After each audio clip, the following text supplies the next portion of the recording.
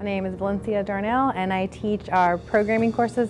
So data analytics is the study of data. It's looking for trends, it's looking for patterns, and it is used in every field pretty much in existence right now. We use it with online shopping, and if you ever have Amazon tell you when you buy item A and it says, hey, would you like to buy item B, and item B has nothing to do with item A, but you're like, actually I would like to buy that, thank you. That's data analytics. Amazon has found a pattern between people who purchased item A, they also purchase item B. And we also use it in healthcare a lot. They can use it to figure out the trend of diseases, medications, usage. We can look to see whether a certain disease is appearing in a certain area more often or in a certain population more often. Sometimes you look for patterns in data that you would never think to look for without it. Data analytics is one of the hottest careers out there right now. It is really fun. It's someone who enjoys going out there and finding a reason for something.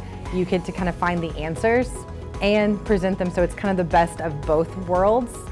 So Nashville State, we have our brand new program. As of right now, we're the only school in the state offering the data analytics program. It was actually created here. So since our degree was completely created with industry in mind, we are teaching exactly what industry has asked and what industry has said they need.